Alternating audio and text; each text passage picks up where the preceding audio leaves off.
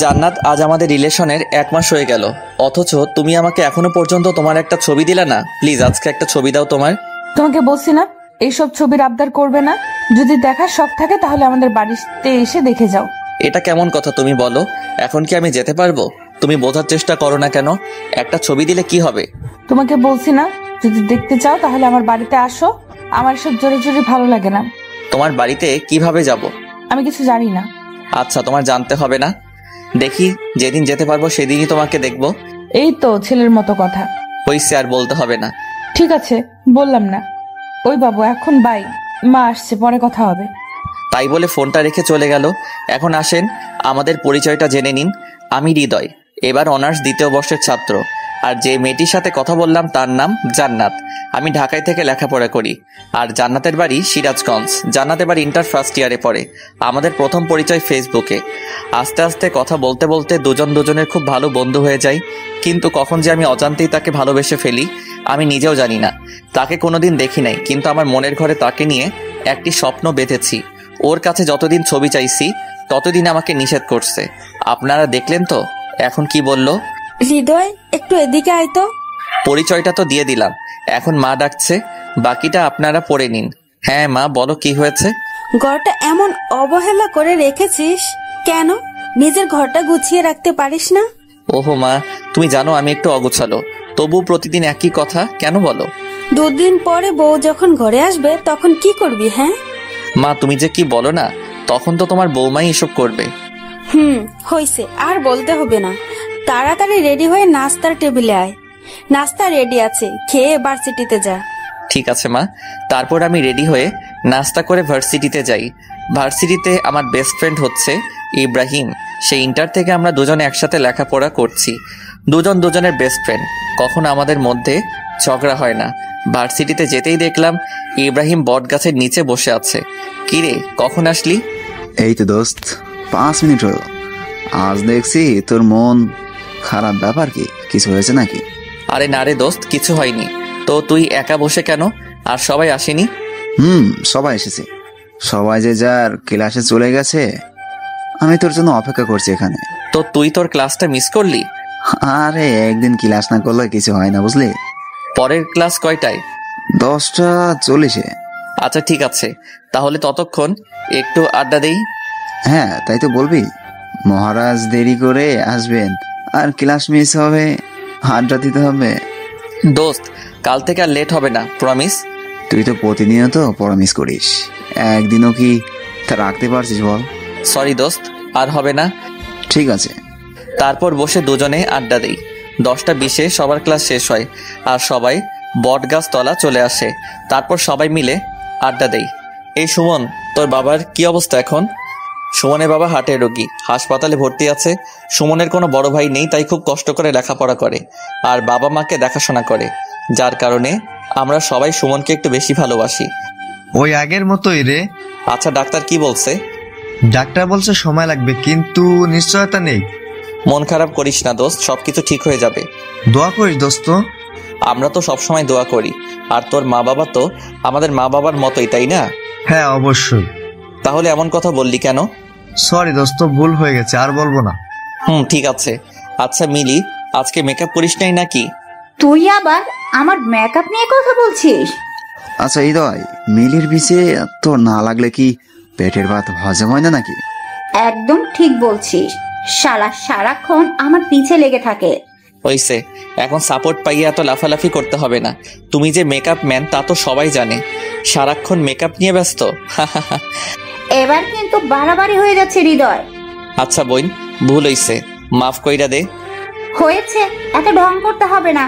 বাহ, না চাইলেও দোষ। আচ্ছা ঠিক আছে, আজকের পর আর কোনোদিন তোর কাছে মাপ চাইবো না। আচ্ছা তোরা কি শুরু করলি বলতো? আচ্ছা সবকিছু বাদ দে, তো দোস্ত খুব ক্ষুধা পাইছে, চল ক্যান্টিনে যাই। তোর ক্ষুধা লাগছে, তুই মিলিরে নিয়ে যা। আমাদের ক্লাসের সময় হয়ে গেছে। আমি আর ইব্রাহিম ক্লাসে গেলাম।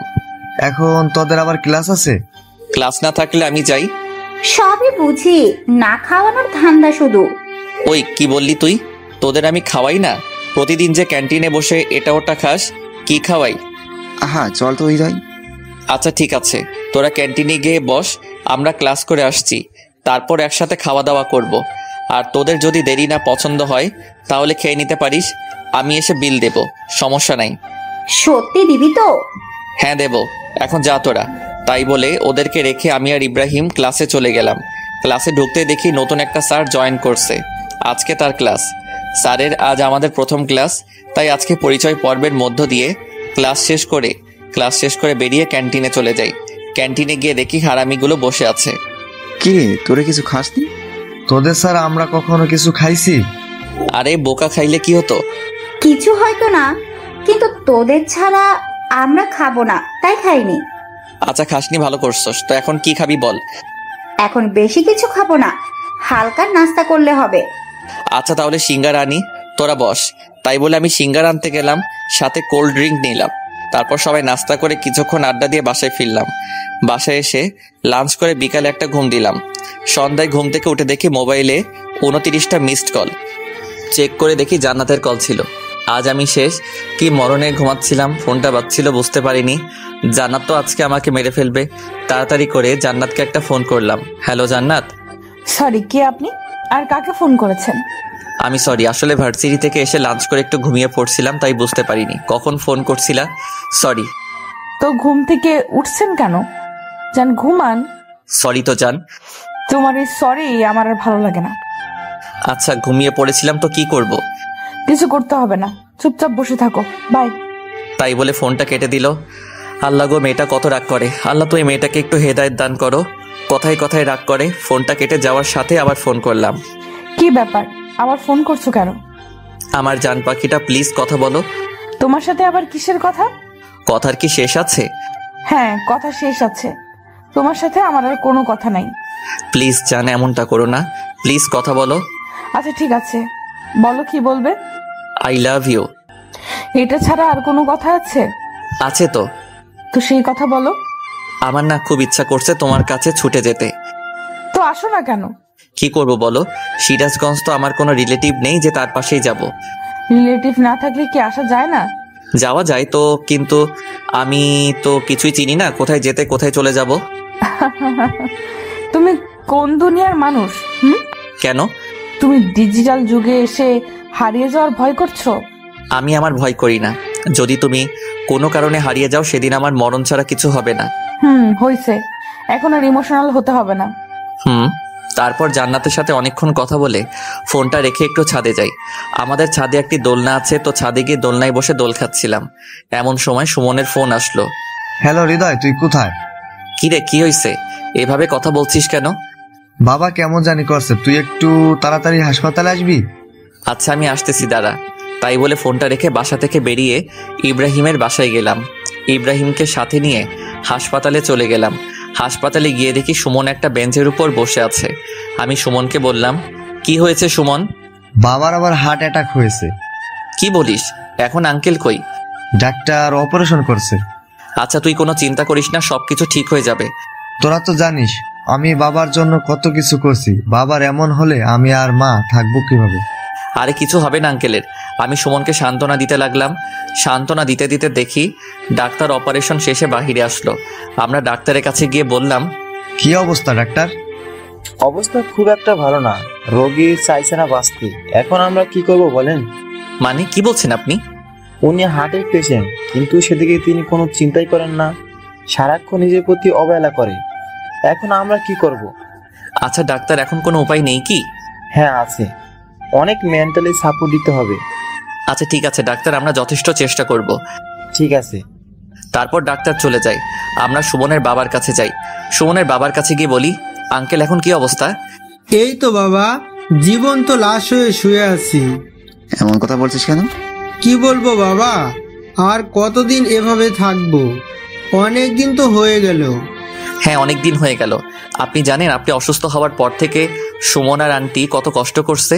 যেখানে সুমনের পড়াশোনায় মনোযোগী হওয়ার কথা, সেখানে পড়াশোনার পাশাপাশি আপনার চিকিৎসা খরচ জোগাতে হয়, পরিবার চালাতে হয়। এই বয়সে সুমনকে কত কষ্ট করতে হচ্ছে বলেন। আর আপনি যদি নিজেকে এভাবে গুটিয়ে নেন তাহলে কিভাবে হবে? আপনার ছেলের দিকেও তো দেখতে হবে নাকি? আপনার ছেলের দুঃখটা কি একটু বোঝার চেষ্টা করবেন না? একটু সুস্থ হয়ে ওঠেন, সবাইকে ভালো রাখতে হবে তো। ঠিক বলছো বাবা, আমি একটা অপদার্থ বাবা। যেখানে বাবাকে সব দায়িত্ব পালন করতে হবে, সেখানে আমার ছেলে আমার দায়িত্ব পালন করছে। তাহলে বুঝেন, এখন আপনাকে যত তাড়াতাড়ি সম্ভব সুস্থ হয়ে উঠতে হবে। আর কোনো চিন্তা করবেন না, আমরা আছি তো। সবসময় হাসি খুশি থাকার চেষ্টা করবেন। ঠিক আছে বাবা, তোমাদের অনেক কষ্ট দিলাম। আমাদের কোনো কষ্ট নেই, তুমি তাড়াতাড়ি সুস্থ হয়ে উঠো। আমাকে সুস্থ হতেই হবে। এই তো আঙ্কেল, এখন বুঝতে পেরেছেন। তারপর কিছুক্ষণ আঙ্কেলের সাথে কথা বলার পর সুমনকে বুঝিয়ে রেখে আমি আর ইব্রাহিম চলে আসি। বাসায় এসে ঘুমিয়ে পড়ি।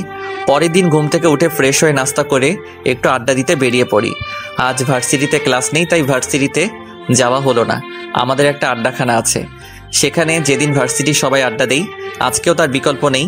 সবাই এসে পড়েছে, সবাই বসে আড্ডা দিচ্ছি। হঠাৎ এমন সময় ইব্রাহিমের ফোনে একটা কল আসে। ইব্রাহিম, তোমার ছোট চাচার বিয়ে ঠিক হয়েছে।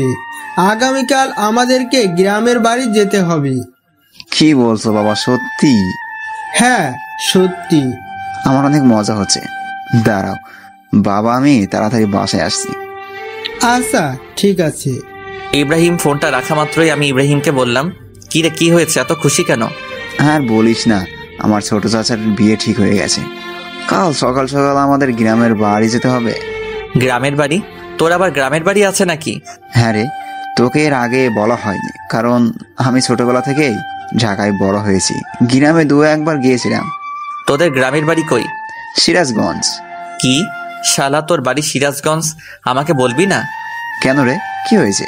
শালা, আমার সিরাজগঞ্জ একটা কাজ আছে। আমার কোনো রিলেটিভ থাকে না, তাই যাইতে পারতেছি না। আর তোর গ্রামের বাড়ি ওখানে, আমাকে আগে বলবি না? সিরাজগঞ্জ তোর আবার কি কাজ আছে? তোকে বলা যাবে না, একটু সিক্রেট।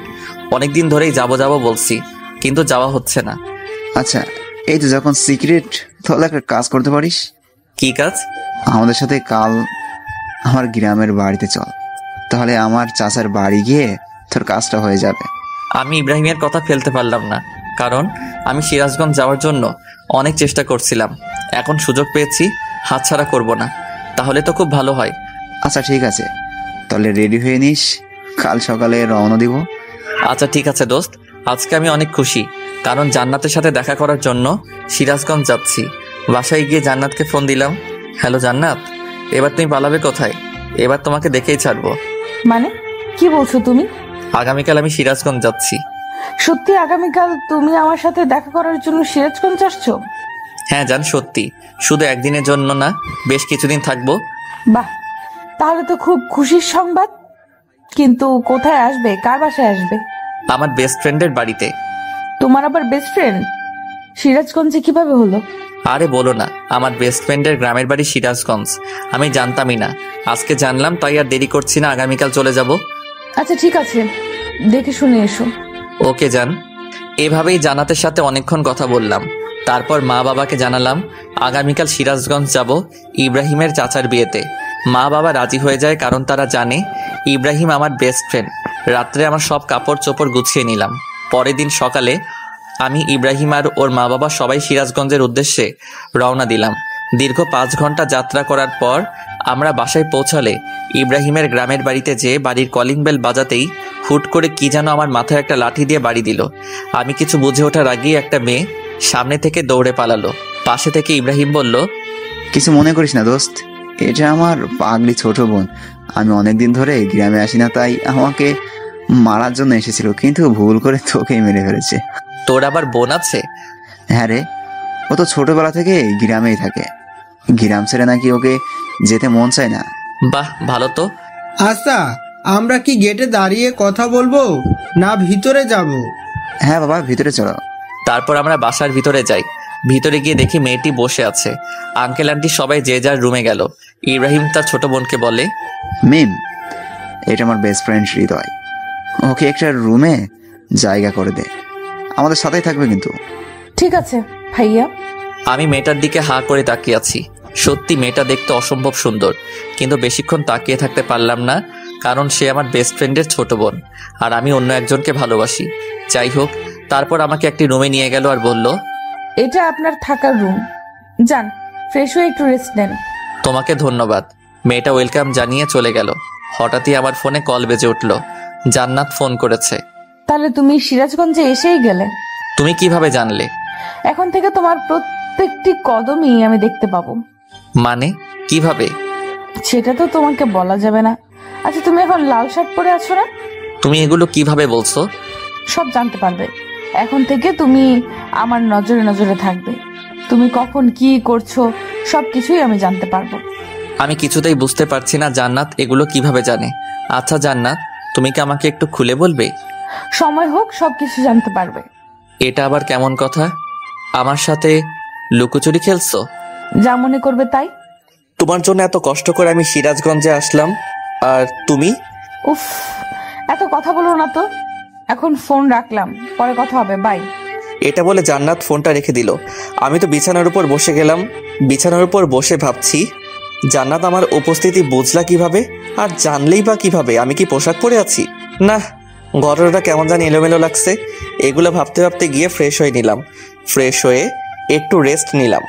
অনেকক্ষণ পর ইব্রাহিম আমার রুমে এসে আমাকে ডেকে বলল, হৃদয়, তুই তো কখনো গ্রামে আসিসনি, আর আমিও অনেকদিন ধরে গ্রামে আসিনি, তাই চল বাইরে থেকে একটু ঘুরে আসি। আচ্ছা ঠিক আছে চল।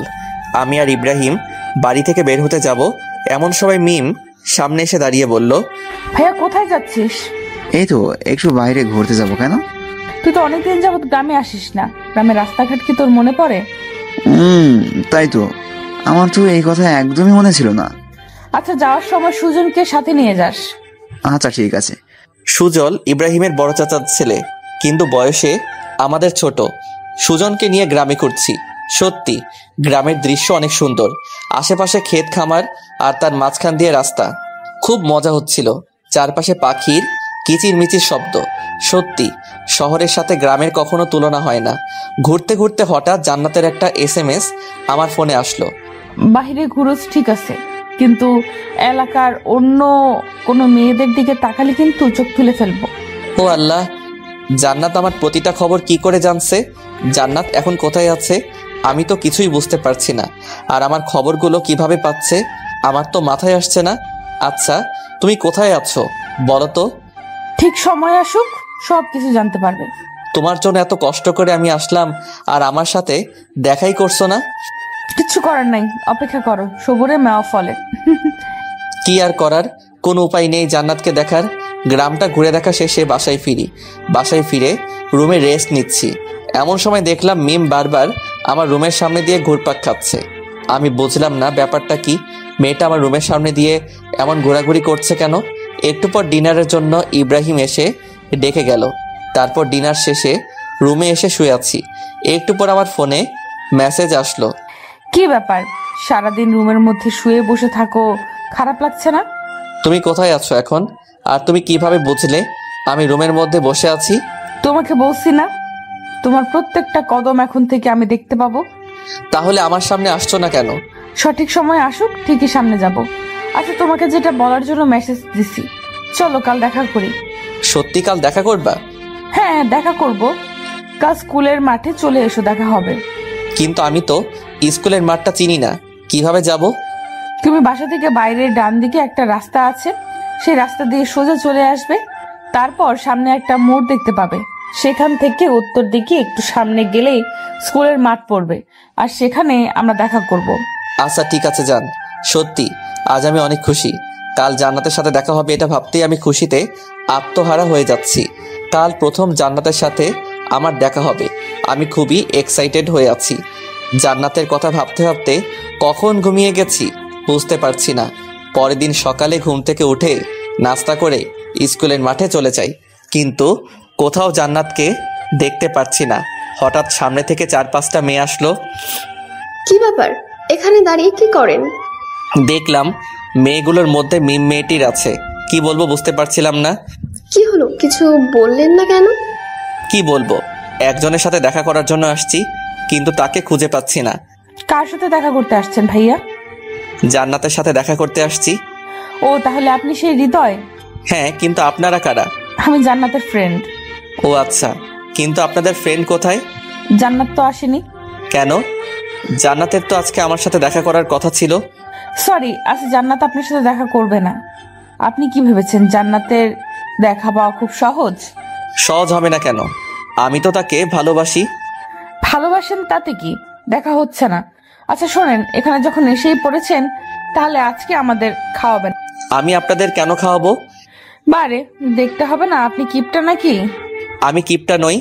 সেটা তো দেখতেই পাচ্ছি। যদি কিপটা না হতেন তাহলে আমরা জান্নাতের ফ্রেন্ড জানার পর আমাদের খাওয়াতে না করতেন না। আমি কিভাবে বুঝবো যে সত্যি আপনারা জান্নাতের ফ্রেন্ড?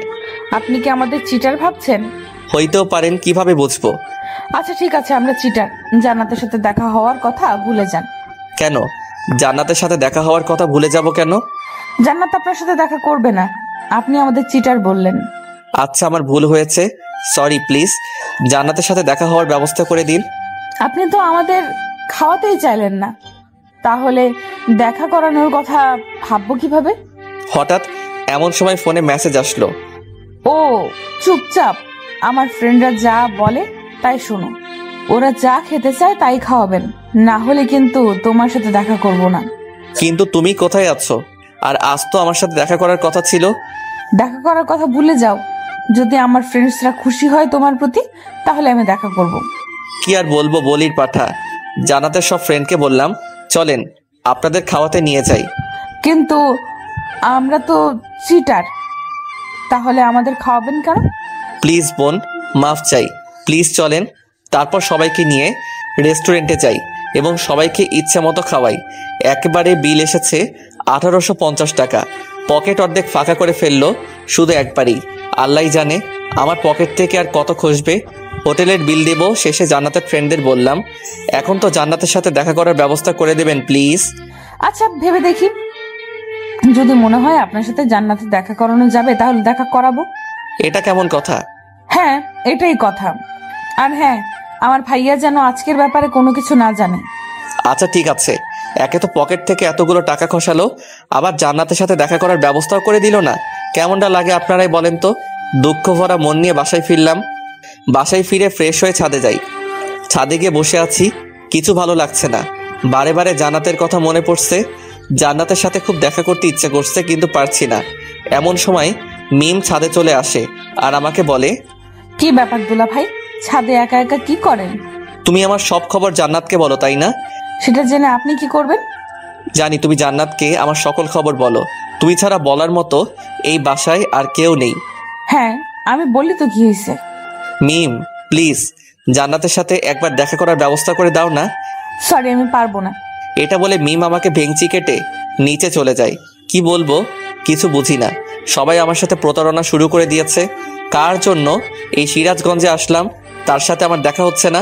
বিয়ের এখনো 3 দিন বাকি, আর তাই সবাই প্ল্যান করে যমুনা নদীতে ঘুরতে যাবে। ইব্রাহিমের বাড়ি থেকে যমুনা নদী বেশি দূর না, তাই প্ল্যান অনুযায়ী পরের দিন সকালে যমুনা নদীতে ঘোরার জন্য বেরিয়ে পড়ি। যমুনা নদীর বাড়ি গিয়ে সবাই অনেক আনন্দ করছি। নদীতে প্রচুর স্রোত বইছে। নদীর ধারে কিছুক্ষণ আড্ডা দেওয়ার পর সবাই মিলে প্ল্যান করি নৌকায় করে কিছুক্ষণ ঘুরবো। কথা মতো একটা নৌকায় উঠে পড়ি। আজ জীবনে প্রথম নৌকায় উঠছি, খুব ভয় করছে যদি নৌকা থেকে পড়ে যাই বা নৌকাটা ডুবে যায়। কিন্তু সবাই নৌকায় অনেক মজা নিচ্ছে। সবাই নৌকার উপর নাচানাচি করছে। আমি সাঁতার জানি না, তাই আমার ভয়টা অনেক বেশি ছিল। ইব্রাহিমও সাঁতার জানতো না, কারণ ও ছোট থেকেই ঢাকায় বড় হয়েছে। ইব্রাহিম আর আমি খুব ভয় পাচ্ছিলাম। সবাই নাচানাচি করছে, খুব মজা করছে। তাদের দেখে খুব হিংসা হচ্ছিল। উফ, আমিও যদি ওদের সাথে একটু নাচতে পারতাম। কিন্তু আমার তো ভয় করছে যদি নৌকাটা ডুবে যায়। সবকিছু ভুলে ভাবলাম যা হবার হবে, সবার সাথে আমিও নাচবো। সবার সাথে নাচতেছি, হঠাৎ এমন সময় একজনের সাথে ধাক্কা লেগে আমি নৌকার উপর থেকে নদীর ভেতর পড়ে যাই। আমি সাঁতার জানি না। পানির মধ্যে সাহায্যের জন্য চিৎকার করছি, কিন্তু স্রোতে আমি নিজেকে কন্ট্রোল করতে পারলাম না। পানির স্রোতের মধ্যে আমি হারিয়ে যেতে লাগলাম। এমন সময় মিম নদীতে লাফ দিয়ে আমাকে খুঁজতে লাগে, কিন্তু কিছুতেই খুঁজে পাচ্ছিল না। অনেকক্ষণ খোঁজাখুঁজির পরে আমার দেহটা খুঁজে পায়। তারপর আমার দেহটি নৌকার উপরে উঠাই। আমার দেহ নৌকার উপর উঠিয়ে তাড়াতাড়ি করে নদীর পাড়ে নিয়ে যাওয়া হয়। নদীর পাড়ে নিয়ে আমার পেটে চাপ দিয়ে পেট থেকে পানি বের করা হয়। পানি বের করার পরও আমার জ্ঞান ফেরে না। কি করবে কেউ বুঝতে পারছে না। এমন সময় মিম আমার মুখটা একটু ফাঁকা করে মিমের মুখ আমার মুখে বসিয়ে ফু দিতে শুরু করে। সবাই চেয়ে চেয়ে মিমের কাণ্ড দেখে হা করে তাকিয়ে আছে। কিছুক্ষণ ফু দেওয়ার পরে আমি লাফ দিয়ে উঠি। তারপর আমাকে নিয়ে হাসপাতালে যাওয়া হয়। ডাক্তার আমার চিকিৎসা করে আর বলে, রোগীর ঠিক মতো যত্ন নিতে হবে, না হলে ভবিষ্যতে কোনো বড় সমস্যা হতে পারে। ঠিক আছে ডাক্তার, আমরা ওর ঠিকভাবে যত্ন নেব। তারপর আমাকে হাসপাতাল থেকে বাসায় নিয়ে আসা হয়। বাসায় নিয়ে আসার পর আমার যত্ন নেওয়া হবে খুব ভালোভাবে। বিশেষ করে মিম আমার খুব যত্ন নেয়। জান্নাত আমার কাছে ফোন করে খুব কান্না করত। আমার এমন অবস্থা দেখে আমি পাগলিটাকে সান্ত্বনা দেওয়া ছাড়া কিছুই করতে পারতাম না। মিম আমার কাছে এসে বারে বারে মাপ চাইতো আর বলতো, সত্যি আমি জানতাম না আপনি সাঁতার জানেন না। আমি তো মজা করে আপনাকে ধাক্কা দিছিলাম, কিন্তু আপনার এমন অবস্থা হবে আমি বুঝতে পারিনি। আমাকে মাফ করে দিবেন প্লিজ। আরে বোকা, সমস্যা নাই, তুমি তো না বুঝেও করেছো। তুমি যদি জানতা আমি সাঁতার জানি না তাহলে তো আর করতে না। এসব চিন্তা বাদ দাও। আজ তোমার জন্য আমি বেঁচে আছি। তুমি আমায় আবার দ্বিতীয়বারের মতো জীবন বাঁচালে। তোমার কাছে আমি ঋণী। আমার জন্য এত কিছু হলো, আর আপনি অনেক বড় মনের একজন মানুষ। আর তোমার জন্যই তো আমি নতুন জীবন পেয়েছি। তোমাকে ভুল বুঝবো কিসের জন্য? এখন থেকে আমি আপনার বেশি করে যত্ন নেব। থাকবো না, এত বেশি যত্ন নিতে হবে না। তোমার ফ্রেন্ড জানতে পারলে আবার আমার উপর রাগ করবে। জান্নাত আপনাকে কিছু বলবে না? কেন কিছু বলবে না কেন? কারণ আমি সবার মতো না। জান্নাত আমাকে খুব ভালোভাবে চেনে। তোমাদের ফ্রেন্ডশিপ তোমরাই ভালো বোঝো, কিন্তু আমার উপর রাগ করলে কিন্তু আমি দায়ী নই। তোমাকে রাগ ভাঙিয়ে দিতে হবে। আচ্ছা ঠিক আছে, আমি রাগ ভাঙিয়ে দিব। এখন হ্যাপি? আচ্ছা এখন একটু রেস্ট নেন, আপনার সাথে পরে কথা বলি। এরপর থেকে মেয়েটি আমার খুব যত্ন নেওয়া শুরু করে। আজ ইব্রাহিমের চাচার গায়ে হলুদ। আমিও প্রায় সুস্থ হয়ে গেছি, শুধুমাত্র মিমের যত্ন নেওয়ার জন্য। গায়ে হলুদের অর্ধেক দায়িত্ব আমার ও ইব্রাহিমের উপর। আমাকে আর ইব্রাহিমকে বিয়ের দায়িত্ব পালন করতে হচ্ছে। গায়ে হলুদের প্যান্ডেল সাজানো, বাড়িতে সুন্দরভাবে ডেকোরেশন করা, লোকজনের খাওয়া দাওয়ার ব্যবস্থা করা, সব কিছুই ছিল আমার ও ইব্রাহিমের উপর দায়িত্ব। গায়ে হলুদের জন্য প্যান্ডেল সাজাচ্ছি আর বাড়িতে ডেকোরেশন দিয়ে সাজাচ্ছি। বিকেলবেলা গায়ে হলুদের অনুষ্ঠানে মেয়ে পক্ষরা চলে আসে। হলুদ মাখাতে অনেক মেয়ে আছে, তার মধ্যে একটি মেয়ে দেখতে অনেক সুন্দর ছিল। আমাকে দেখে বারবার আসে, পাশে ঘুরতে লাগে। এমনটা দেখে মিম খুব ক্ষিপ্ত হতো। আমি কিছুতেই বুঝতাম না মিম আমার উপর ক্ষিপ্ত কেন। মিম আমাকে বারে বারে বলতো, আজ গায়ে হলুদ, অনেক মেয়ে আসছে। যদি কোনো মেয়ের সাথে উল্টাপাল্টা কিছু করতে চান তাহলে কিন্তু আপনার খবর আছে। তোমার ফ্রেন্ড তো আমার সামনে আসে না, তাহলে আমি যদি অন্য কারোর সাথে কিছু করি অসুবিধা কি? কি বললেন? আপনার সাহস তো কম না। অন্য কোনো মেয়ের দিকে চোখ তুলে তাকালে আপনার চোখ দুটো উঠে মার্বেল খেলবো। আচ্ছা, আমি যদি অন্য কোনো মেয়ের দিকে তাকাই তাহলে তোমার কি? একদম বেশি বেশি করার চেষ্টা করবেন না। আমি কিন্তু জান্নাতকে সবকিছু বলে দিব। শুধু একবার বলে দেখো, তোমার অবস্থা খারাপ করে দিব। কি করবেন শুনি? আমি কি করব আমি নিজেও জানি না। প্লিজ বোন, জান্নাতকে কিছু বলো না। আমি তো জান্নাতকে বলে দিব, দেখি আপনি কি করেন। প্লিজ, আমি তোমার কাছে হাত জোর করছি, প্লিজ জান্নাতকে কিছু বলবে না। আচ্ছা ঠিক আছে। দেখতে দেখতে গায়ে হলুদ শেষ হলো। রাত্রে জান্নাতের সাথে ফোনে কথা বলছি। তুমি গায়ে হলুদের সময় মেয়েদের দিকে তাকিয়েছিলে কেন? কোন মেয়ের দিকে তাকাইলাম? আর তোমাকে কে বললো এটা? যে বলার সে বলছে। তুমি বলো, অন্য মেয়েদের দিকে তাকাইছো কেন? সত্যি আমি তাকাইনি, ওই মেয়েটা আমার দিকে তাকিয়েছিল। না, তুমি ওই মেয়ের দিকে তাকিয়েছিলে, আমি জানি। সব ছেড়ে একই রকম। ওই জান্নাত, সত্যি আমি অন্য কোনো মেয়ের দিকে তাকাইনি। আমি শুধু তোমাকেই ভালোবাসি। তোমাকে ছাড়া অন্য কোনো মেয়ের কথা ভাবতেও পারি না। তুমি সব মিথ্যা কথা বলছো, আমি জানি সবকিছু। আর তাই আজকের পর থেকে তুমি আর আমার সাথে কোনো কথা বলবে না। কথা বলতে বলতে ভালো লাগছিল না, তাই ছাদে যাওয়ার জন্য রুম থেকে বেরিয়ে হাঁটতে থাকি। সিঁড়ির সামনে মিমের রুম। ফোনে কথা বলতে বলতে চলে যাচ্ছি, এমন সময় খেয়াল করলাম আমার ফোনে যে ভয়েস যা আসছে তা মিমের রুম থেকেও আসছে। আমি বুঝতে পারছিলাম না। তারপর সবকিছু ভালোভাবে দেখে বুঝলাম যে মিমি আমার সেই জান্নাত। তাই তো বলি যে মিমের কণ্ঠটা ও আচরণ এমন চেনা লাগছে কেন। আমার কথা বুঝতে পারছো? আজকের পর তুমি আমাকে একদম ফোন দিবা না। আজ থেকে তোমার সাথে আমার ব্রেকআপ। আচ্ছা ঠিক আছে, আমার সাথে কথা বলতে হবে না, আমিও তোমার সাথে কথা বলবো না। যাও, তুমি তোমার মতো থাকো। এটা বলে ফোনটা রেখে দেই। এরপর আমি আমার রুমে চলে যাই। একটু পর মেয়েরা আমার রুমে দৌড়ে আসে, আমাকে বলতে লাগলো, ওই আপনি আমার ফ্রেন্ডকে কি বলেছেন? হ্যাঁ, জান্নাত কান্না করছে কেন? ওর সাথে কথা বলবো না তাই। এই আপনার ভালোবাসা? ছি, যার জন্য আপনি ঢাকা থেকে সিরাজগঞ্জ আসলেন তার সাথে কথা বলা বন্ধ করছেন? আপনার কখনো ভালো হবে না। মিম এইসব কথা বলে যাচ্ছিল, এমন সময় আমি মিমকে জড়িয়ে ধরি। এই কি করছেন আপনি? আপনি আমাকে জড়িয়ে ধরেছেন কেন? তাই তো, আমি তোমাকে জড়িয়ে ধরেছি কেন? আচ্ছা 1 মিনিট দাঁড়াও, আমি জান্নাতকে ফোন করে একটু বলে নেই যে আমি তোমাকে কেন জড়িয়ে ধরেছি। এটা জান্নাতকে বলার কি আছে? তুমি এমন তোতলাচ্ছ কেন? কই তোতলাচ্ছি না তো, এমনিতেই। আচ্ছা তাহলে আমি জান্নাতকে একটা ফোন দেই। জান্নাতকে কেন ফোন দিবেন? কারণ তুমি আমার জান্নাত, তাই। আমি আপনার জান্নাতে যাব কেন? ও আচ্ছা, তাই না? হ্যাঁ তাই তো, আমি তো মিম, আপনার ফ্রেন্ডের ছোট বোন। আচ্ছা এখনই প্রমাণ হয়ে যাবে, 1 মিনিট ওয়েট, আমি জানতে একটা ফোন দেই। এটা বলে জান্নাতের নাম্বারে ফোন দিলাম আর মিমের ফোনটা বেজে উঠলো। আপনার মোবাইল বাজছে কেন? মোবাইলটা একটু দেখি, কে ফোন করেছে আপনাকে দেখি। না মানে কেউ ফোন করেনি, আপনাকে দেখতে হবে না। আমি তো দেখেই ছাড়বো, মোবাইলটা দাও বলছি। না, আমি কিছুতেই মোবাইল দেব না, এটা আমার পার্সোনাল ফোন, আপনাকে কেন দিব? আমি কিছু জানি না, আমি নেব। মিমের সাথে জোরাজোরি করতে করতে আমি বিছানার উপর পড়ে যাই আর মিম আমার বুকের উপর পড়ে যায়। দুজন দুজনের খুব কাছে চলে এসেছি, দুজনে দুজনের নিঃশ্বাস অনুভব করতে পারছি। আমার কাছে কেন তুমি পরিচয় গোপন করলে বলো? তোমাকে পরীক্ষা করতে চেয়েছিলাম। তো তোমার পরীক্ষা কি শেষ হয়নি? হয়েছে। তাহলে এখন স্বীকার করলে তো তুমি আমার জান্নাত? এখন আর স্বীকার না করে উপায় আছে? তাহলে এখন ছোট্ট করে একটা মিষ্টি দাও। কেন মিষ্টি দেবো কেন? বারে, আমার সাথে এতদিন অভিনয় করলে, আমাকে এত কষ্ট দিলে, তার বিনিময়ে এখন আমাকে মিষ্টি দিবে না? না, দেব না। তুমি ভাবতেও পারোনি কিভাবে ধরা পড়ে যাবে, তাই না? আচ্ছা তুমি কিভাবে বুঝলে যে আমি জান্নাত? ওইটা সিক্রেট, বলা যাবে না। এই যে বলো বলছি। না, বলবো না। তুমি বলবে না? আচ্ছা তুমি এমন করতেছো কেন? আমি যেভাবেই হোক জানতে পারছি, তোমাকে সেটা জানতে হবে কেন? না, আমি শুনবো, তুমি বলো। আচ্ছা বলতেছি। যখন তোমার সাথে কথা বলছিলাম তখন কথা বলতে বলতে ছাদে যাওয়ার জন্য রুম থেকে বেরিয়েছিলাম, আর তখন দেখলাম তোমার রুম থেকে সাউন্ড আসতেছে, তখনই বুঝতে পেরে গেছি। ওহো, তুমি তো তাহলে ভালো না, তোমার আড়ি পাতার অভ্যাস আছে। তোমাকে ধরার জন্যই তো আমাকে আড়ি পাততে হয়েছে।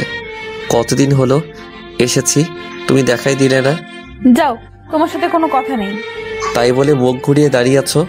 আমি ওকে ঘুরিয়ে আমার সামনে নিয়ে এসে বললাম, এই পাগলি, আজ প্রথম তোমার সাথে আমার সামনাসামনি পরিচয় হলো, আর তুমি এইভাবে মন খারাপ করে দাঁড়িয়ে থাকবে?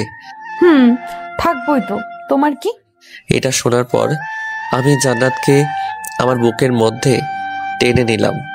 এবার বলো, আর রেগে থাকবে? এইভাবে ভয় নিয়ে ধরেছেন কেন?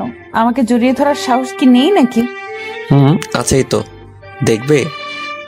দেখাও দেখি। তাই বলে জান্নাতকে খুব জোরে জড়িয়ে ধরি। দুজনে অন্য এক জগতে হারিয়ে গেছি। অনেকক্ষণ জড়িয়ে ধরে থাকার পর মিম আমাকে ছাড়িয়ে বলল, ওই যান, এখন যাও, আবার কেউ দেখে ফেলবে। আচ্ছা যান। তারপর মিমের রুম থেকে বেরিয়ে আমি আমার রুমে চলে আসি। রাতে ঘুম ধরছিল না, তাই মিমকে ফোন করে ছাদে আসতে বলি। আমিও ছাদে চলে যাই। আমি ছাদে দাঁড়িয়ে আছি, একটু পর মিম ছাদে আসলো। দুজনে ছাদে বসে গল্প করছি। গল্প করতে করতে অনেক রাত হয়ে গেছে। তারপর আমি মিমকে বললাম, আচ্ছা যান, এখন ঘুমাতে হবে, কালকে আবার বিয়ে, অনেক কাজ আছে। তাই তো। আচ্ছা চলো এখন যাই। তাই বলে আমরা দুজনে ছাদ থেকে নেমে রুমে চলে আসি। রুমে এসে ঘুমিয়ে পড়ি। সকালবেলা ঘুম থেকে উঠে নাস্তার টেবিলে বসে আছি। আমার সামনের চেয়ারে মিম বসা। খাওয়ার সময় মিম বারে বারে ওর পা দিয়ে আমার পায়ে পাড়া দিচ্ছিল আর হাসছিল। আমিও হাসছিলাম। তার পাগলামিগুলো খুব ভালো লাগে। খাওয়া দাওয়া শেষে ডেকোরেশনের কাজে লেগে পড়ি। প্রথমে পুরো বাড়িটা সুন্দরভাবে ডেকোরেশন করে সাজাই। দুপুরবেলা গোসল করে সবাই বিয়েতে যাওয়ার জন্য রেডি হই। মিম আজকে অনেক সুন্দরভাবে সেজেছে। মিমকে দেখে চোখ সরাতে পারছি না। সত্যি মিমকে দেখতে আজ অনেক সুন্দর লাগছে। আমি মিমের কাছে গিয়ে বললাম, ওই এত সুন্দর করে সেজেছে কেন? কেন দেখতে ভালো লাগছে না? ভালো লাগছে না মানে মনে হচ্ছে আজকে বিয়েটা তোমার আর আমার। কি যে বলো না। সত্যি আজকে তোমাকে দেখতে অনেক সুন্দর লাগছে। তোমার জন্য তো এত সুন্দর করে সেজেছি। তাই? হুম। আমরা কথা বলছিলাম, এর মধ্যে বরকে রেডি করা হয়। তারপর আমরা কনের বাড়িতে যাওয়া উপলক্ষে রওনা দেই। অনেকক্ষণ যাত্রা করার পর কনের বাড়ির সামনে কনের বাড়ির সামনে পৌঁছাতেই দেখলাম অনেক সুন্দর করে গেট সাজানো হয়েছে এবং তার সামনে গেটে কনে পক্ষের লোকজন দাঁড়িয়ে আছে। আমরা গাড়ি থেকে নেমে গেটের সামনে দাঁড়াই আর বরকে কনে পক্ষের লোকজনেরা মিষ্টি খাওয়ায় আর তারপর টাকার আবদার করে। দুলাভাই, আমাদের মিষ্টি খাওয়ার জন্য 20,000 টাকা দিতে হবে, না হলে গেট ছাড়ছি না। এটা আবার কেমন কথা? টাকা কি গাছের পাতা নাকি? হ্যাঁ, যে বললে পেয়ে যাবেন। 20,000 টাকা চোখে দেখেছেন কখনো? না ভাইয়া, দেখি নাই, তাই তো আজকে চাইতেছিলাম। যদি গেটের ভিতরে প্রবেশ করতে চান তাহলে টাকা দিতেই হবে। টাকা নেবেন ঠিক আছে, কিন্তু এত বেশি চান কেন? একটু কমাই নেন। কোনো কম নেই, আমরা 15 জন আছি, সবারই তো ভাগ লাগবে নাকি? প্লিজ একটু স্যাক্রিফাইস করেন, একটু ডিসকাউন্ট দেন। কোনো ডিসকাউন্ট দেওয়া যাবে না। আমি চাচার কানে কানে বললাম। চাচা পকেট থেকে 5,000 টাকা বের করে চুপি চুপি ওদের হাতে দিয়ে দেন। আচ্ছা দিচ্ছি। চাচা পকেট থেকে টাকা বের করে ওদের হাতে দেয় আর বলে, কত দিয়েছেন দুলাভাই? দেখেন না কত দেওয়া হয়েছে। এ কি, এখানে তো 5,000 টাকা, মাত্র 5,000 টাকার জন্য এত বড় গেট সাজায়নি। প্লিজ এত বাড়াবাড়ি করবেন না, যা দেওয়া হয়েছে তাই রাইখা দেন। না না, আমরা কোনো কথা শুনবো না। আচ্ছা ঠিক আছে, একটু কমিয়ে দিলাম, 18,000 দেন। পাগল হয়েছেন নাকি আপনারা? আমরা কিছু জানি না, টাকা পেলে তবে গেট ছাড়বো, তাছাড়া গেট ছাড়ছি না। অনেকক্ষণ ধরে তর্কাতর্কি করতে করতে শেষ পর্যন্ত 9,000 টাকা ম্যানেজ করে ফেললাম। উফ কি ডাকাত রে ভাই, শুধু গেট ধরেই 9,000 টাকা নিয়ে নিল। গেট দিয়ে ভেতরে প্রবেশ করে আমরা বসে আছি। একটু পর বিয়ে পড়ানো কাজ শুরু হলো। আলহামদুলিল্লাহ, দেখতে দেখতে বিয়েটা সম্পূর্ণ হয়ে গেল। বিয়ে শেষে খাওয়া দাওয়ার পর্ব শুরু। কনে পক্ষ দেখছি খাওয়া দাওয়ার বিশাল আয়োজন করেছে, অনেক রকম আইটেম করা হয়েছে। সবাই অনেক মজা করে খাওয়া দাওয়া করা হলো। খাওয়া দাওয়া শেষে বোর কনেকে নিয়ে বাড়িতে ফিরি। সারাদিন অনেক ধকল গেছে, তাই বাসায় ফিরেই বোর কনেকে তাদের বাসর ঘরে ঢুকিয়ে আমরা সবাই যে যার রুমে গিয়ে শুয়ে পড়ি। আমি রুমে গিয়ে শুয়ে আছি, কিন্তু ঘুম ধরছে না। কিছুক্ষণ চুপচাপ শুয়ে থাকার পরও ঘুম ধরছিল না। না পেরে জান্নাতকে ফোন করে ছাদে আসতে বললাম। দুজনে ছাদে গিয়ে বসে আছি। আজ তো চাচার বাসর রাত। তো এই বাসর রাত নিয়ে মানুষের কত পরিকল্পনা থাকে, তার কোনো শেষ নেই। থাকবেই তো। রাতে দুজন দুজনকে খুব ভালোভাবে জেনে নেয়, বুঝে নেয়, ভালোবাসা আদান প্রদান করে। আমাদের এমন হবে তাই না? যা দুষ্টু। ওই কিছু ভালো লাগছে না, একটা পাপ্পি দাও না। খুব লোভ ধরেছে তাই না? একটুখানি দাও না জান। দিন দিন তোমার চাহিদা কিন্তু বেড়েই যাচ্ছে। কি দেবে না তো? না দেব না। ওকে, তাই বলে ছাদ থেকে নেমে আসতে ধরলাম। এমন সময় জান্নাত আমার হাত টেনে বুকের মধ্যে জড়িয়ে ধরে আমার ঠোঁটে ঠোঁট লাগিয়ে ভালোবাসার ছোঁয়া এঁকে দিল। ঠিক 5 মিনিট পর ছেড়ে দেয়। উফ, আর একটু হলেই তো মরে যেতাম। নিঃশ্বাসটা থেমে এসেছিল। কি আর লাগবে? না জান, আজকে আর চাই না। আচ্ছা ঠিক আছে, এখন চুপচাপ রুমে গিয়ে ঘুমিয়ে পড়বে। আচ্ছা জান। তারপর সোজা রুমে গিয়ে ঘুমিয়ে পড়ি। পরের দিন ঘুম থেকে উঠে সবাই বর কনের দিকে চেয়ে আছে। সবাই খুব হাসাহাসি করছে আর বলছে, রাত কেমন কাটলো? উফ ভাবি, তুমি না এসব নিয়ে কেউ জিজ্ঞাসা করে? আয় হাই, আমার দেবত্বের লজ্জায় লাল হয়ে গেছে। চাচা কোনো কথা বলতে পারছে না, লজ্জায় লাল হয়ে গেছে। আর চাচির তো কোনো কথাই নেই। অনেকক্ষণ মজা করার পর বর কনেকে সকালের নাস্তা করানো হয়। তারপর আমরা সবাই নাস্তা করি। নাস্তা করে কাজে লেগে পড়ি, কারণ বিকেলবেলা কনে পক্ষ থেকে আমাদের বাড়িতে আসবে। খাওয়া দাওয়া সব ব্যবস্থা করতে হবে। ইব্রাহিমকে বাবুকে আনতে পাঠিয়ে দেই। বাবুর্চিরা রান্নার কাজে লেগে পড়ে, আমিও রান্নার কাজে লেগে পড়ি। দুপুরের মধ্যে সব রান্না শেষ করে ফেলি। আমাদের রান্না শেষ হতে হতেই মেয়ে পক্ষ বাড়িতে চলে আসে। এরপর খাওয়া দাওয়ার পর্ব শুরু করে দেই। সবার আগে সকল মেয়ে পক্ষকে খাওয়াই, তারপর এলাকার লোকজনকে খাওয়াই। সবাইকে খাওয়ানো শেষে রাতে কনে পক্ষের লোকজন বর কনেকে তাদের বাড়িতে নিয়ে যায়। বর কনেকে কনে পক্ষের সাথে পাঠিয়ে বাড়িতে সবকিছু গুছিয়ে নিয়ে সবাই রেস্ট নিতে যে যার রুমে চলে যায়। সারাদিন কাজ করার পর শরীরটা খুব ক্লান্ত লাগছে, তাই রেস্ট নেওয়ার জন্য রুমে চলে যাই। বিছানায় শুয়ে আছি আর কি যেন ভাবছি। হঠাৎ কখন ঘুমিয়ে পড়েছি নিজেও জানি না। সকালবেলা জান্নাতের ডাকে ঘুম ভাঙে। এই যে মহারাজ, এখনো ঘুম থেকে ওঠোনি? কি, কয়টা বাজে? 9টা বাজে, আর আপনি পড়ে পড়ে ঘুমাচ্ছেন? কি বলো, কখন এত বেলা হয়ে গেল? আপনি তো পড়ে পড়ে ঘুমাচ্ছিলেন, কিভাবে জানবেন? তাই তো। আচ্ছা তুমি যাও, আমি ফ্রেশ হয়ে আসছি। ওকে। তারপর জান্নাত রুম থেকে চলে যায় আর আমি ফ্রেশ হয়ে নাস্তার টেবিলে চলে যাই। নাস্তার টেবিলে বসে জান্নাত আর আমার চোখে চোখে কথা হচ্ছিল। এমন সময় খেয়াল করলাম ইব্রাহিম আমার দিকে তাকিয়ে আছে। আমি আর কিছু করলাম না, চুপচাপ নাস্তা করে রুমে চলে আসলাম। অনেকক্ষণ ধরে রুমে বসে আছি, কিছু ভালো লাগছে না, তাই ছাদে চলে গেলাম। ছাদে গিয়ে দাঁড়িয়ে আছি। কিছুক্ষণ পর অনুভব করলাম কেউ একজন পেছন থেকে আমাকে জড়িয়ে ধরলো। আমি পিছনে তাকিয়ে দেখি জান্নাত। কি ব্যাপার, তুমি কখন আসলে? দেখলাম তুমি ছাদে আসছো, তাই পেছনে পেছনে চলে আসলাম। তো পিছন থেকে এইভাবে জড়িয়ে ধরলে কেন? কেন, ভালো লাগছে না বুঝি? ভালো লাগবে না কেন? এই দিনের বেলা তুমি আমাকে জড়িয়ে ধরে আছো, কেউ যদি দেখে তাহলে সমস্যা হবে তো। কেউ দেখলে দেখুক, আমার বইয়ে গেছে তাতে। পাগলামি করো না, একটু বোঝার চেষ্টা করো। তুমি চুপ থাকবে? দেখো জান্নাত, একটু বোঝার চেষ্টা করো। এখন আমরা ছাদে আছি, যদি কেউ দেখে ফেলে তাহলে অনেক বড় সমস্যা হয়ে যাবে।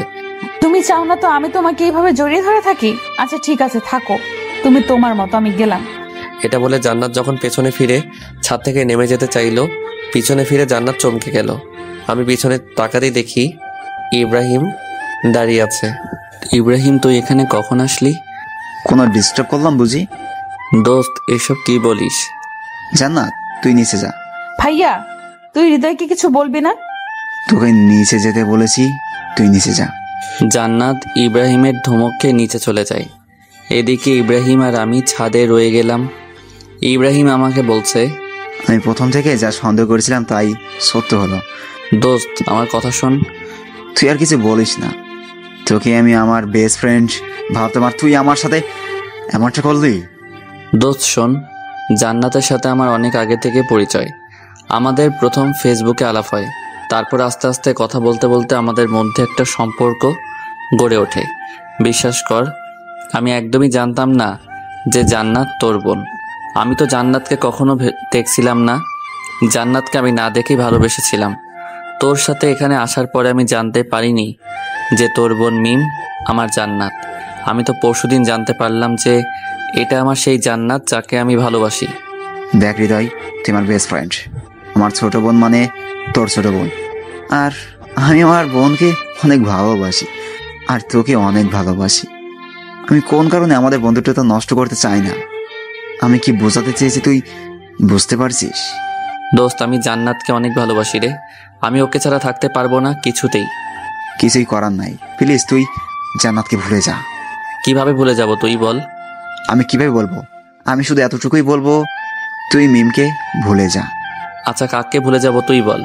যাকে আমি না দেখে ভালোবেসেছি তাকে? যাকে আমি নিজের থেকেও বেশি ভালোবাসি তাকে? যে আমাকে দ্বিতীয়বারের মতো জীবন দান করলো তাকে? যে আমাকে বিশ্বাস করে আমার সাথে সারা জীবন কাটানোর প্রতিজ্ঞা করেছে তাকে? তুই বল, আমি কিভাবে ভুলে যাব? শোন হৃদয়, তোকে সবকিছু ভুলে জান্নাতকে ভুলে যেতে হবে। আমি আমার জীবনকে কষ্ট দিতে পারবো না, আর আমি কখনোই আমাদের বন্ধুত্বটা নষ্ট করতে চাচ্ছি না। প্লিজ, তোকে আমার বন্ধুত্বের কসম। তুই এটা কি করলি? তুই কেন করলি এটা? আমি জান্নাতকে কিভাবে ভুলে যাব? খুব জোরে কান্না করছে আর বলছি। আমার চোখের জলগুলো টপ টপ করে ইব্রাহিমের পায়ে পড়ছে। হৃদয়, তুই নিজেকে শক্ত কর। আর হ্যাঁ, আমি তোকে যে এসব বলেছি তা যেন জান্নাত কিছুই জানতে না পারে। আচ্ছা ঠিক আছে। আচ্ছা চল, এখন নিচে যাই। প্লিজ তুই যা, আমাকে একটু একা থাকতে দে। ঠিক আছে, কিন্তু কথাটা মনে রাখিস। তোকে বললাম তো, তুই যা এখান থেকে। ওকে, আমি যাচ্ছি। তাই বলে ইব্রাহিম নিচে চলে গেল। আমি একা ছাদে দাঁড়িয়ে আছি, কিছুতেই চোখের জলকে থামাতে পারছি না। আমি জান্নাতকে কিভাবে ভুলে যাব, যে আমার নিঃশ্বাস, যার সাথে একটা মুহূর্ত কথা না বললে আমার খুব কষ্ট হয়, তাকে কি করে ভুলে যাব? ইব্রাহিম, তুই আমাকে কেন আমাদের বন্ধুত্বের কসম দিলি? আমি কি জান্নাতকে কিছুতেই ভুলতে পারবো না রে? প্লিজ তুই কসমটা উঠিয়ে নিয়ে। অনেকক্ষণ ধরে ছাদে একা একা দাঁড়িয়ে কান্না করছি। জানি না পাগলিটা নিচে কি করছে। যদি আগে জানতাম জান্নাত ইব্রাহিমের বোন, তাহলে হয়তো কখনোই তাকে ভালোবাসতাম না। কিন্তু আমি তো জান্নাতকে আগে থেকেই ভালোবাসি। তাহলে কেন হচ্ছে আমার সাথে এমনটা? জান্নাত, তুমি আমাকে মাফ করে দিও। হয়তো আর কখনো তোমাকে ভালোবাসি কথাটা বলতে পারবো না। অনেকক্ষণ ছাদে দাঁড়িয়ে কান্না করার পর নিজেকে অনেক দুর্বল মনে হচ্ছে, তাই ছাদ থেকে নেমে রুমে গিয়ে শুয়ে আছি। ব্যাগে কিছু ঘুমের ওষুধ ছিল, সেগুলো খেয়ে ঘুমিয়ে আছি, যাতে জান্নাত আমাকে ডাকলে আমি সাড়া দিতে না পারি। আমি ঘুমিয়ে আছি গভীর ঘুমে। রাত 3টায় ঘুম ভাঙল। ঘুম ভাঙতেই দেখি আমার পায়ের কাছে কে যেন বসে গুমড়ে গুমড়ে কাঁদছে। আমি ভালো করে চোখ ঘষে নিয়ে তাকিয়ে দেখি জান্নাত। কি ব্যাপার জান্নাত, তুমি এত রাতে এখানে? আমি সরি হৃদয়, তখন তোমার কথা আমি শুনিনি। তখন যদি তোমার কথা আমি শুনতাম তাহলে আজ ভাইয়ার কাছে ধরা খেতাম না। আরে পাগলি, কান্না করো কেন? একদিন না একদিন সবাই তো জানতেই পারতো, তাই না? ভালো হয়েছে ইব্রাহিম জানতে পারছে। যদি আঙ্কেল আন্টি কেউ দেখতে পেত তাহলে আমাকে অনেক খারাপ ভাবতো। এখন আমি কি করব? মা বাবাকে আমাদের সম্পর্কের কথা জানাবো? পাগল নাকি? এখন আঙ্কেল আন্টি সব জানতে পারলে আমাদের ভুল বুঝবে। আঙ্কেল আন্টি কখনোই এটা মেনে নেবে না, কারণ আমি একটা বেকার ছেলে। কোনো মা বাবা তার মেয়েকে বেকার ছেলের হাতে তুলে দিতে চাইবে না। তাহলে এখন কি করব? প্লিজ কান্না করো না, তোমার কান্না আমি সহ্য করতে পারছি না। তাহলে এখন কি করব তুমি বলো? দেখো জান্নাত, এখন আর আমাদের কিছু করার নেই। প্লিজ তুমি এখন আমাকে ভুলে যাও। কি? আমি তোমাকে ভুলে যাব? জান্নাত প্লিজ একটু বোঝার চেষ্টা করো। আমাদের সম্পর্কটা কন্টিনিউ করা সম্ভব না। ইব্রাহিমকে আমি আমার ভাইয়ের চেয়েও অনেক বড় কিছু ভাবি। ইব্রাহিম কষ্ট পাবে এমন কোনো কাজ আমি করতে পারবো না। প্লিজ জান্নাত, তুমি আমাকে ভুলে যাও। আমি কিছুতেই তোমাকে ভুলতে পারবো না। তোমাকে ছাড়া আমি এক মুহূর্তও থাকতে পারি না, তুমি জানো না? প্লিজ জান্নাত, এমন পাগলামি করো না। কেন তুমি আমার জীবনে আসলে? কেন তুমি আমাকে এতটা ভালোবাসলে? কেন তুমি আমায় এতটা পাগল করলে? কেন এখন তুমি আমায় ভুলে যেতে বলছো? জানি না। আচ্ছা, একটা কাজ করলে হয় না? কি কাজ? চলো না আমরা কোথাও পালিয়ে যাই।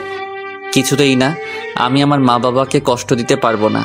আমি আমার বেস্ট ফ্রেন্ডকে কষ্ট দিতে পারবো না। আমি তোমার মা বাবাকে কষ্ট দিতে পারবো না, কারণ মা বাবাকে কষ্ট দিয়ে কখনো সুখে থাকা যায় না। আর তাই প্লিজ আর পাগলামি করো না। এতদিন যা হয়েছে ভেবে নাও সব কিছু ভুল ছিল। মনে করো তোমার সাথে আমার কোনো দিন দেখা হয়নি, তোমার সাথে কোনো দিন আমার আলাপ হয়নি, তোমার সাথে কোনো রিলেশনই ছিল না আমার। আমি কিছুই পারবো না, আমি কিছুতেই পারবো না এটা। এই পাগলি, প্লিজ আর কান্না করো না। আচ্ছা তুমি বলো, তুমি আমাকে ভুলে থাকতে পারবে? হ্যাঁ পারবো। সত্যি তুমি পারবে আমাকে ভুলে থাকতে? কেন পারবো না? তোমাকে ভুলে থাকা তো কোনো ব্যাপারই না। দেখো, আমি যদি তোমাকে ভুলে থাকতে পারি তাহলে তুমি পারবে না কেন? তুমি তো একটা বেঈমান। তুমি আমাকে ভালোই বাসুনি। যদি ভালোবাসতে তাহলে ভুলে যাওয়ার কথা বলতে না। এই তো সত্যটা ধরতে পারছো। আমি তো তোমাকে মন থেকে ভালোবাসিনি, একদিন তো শুধু অভিনয় করেছি।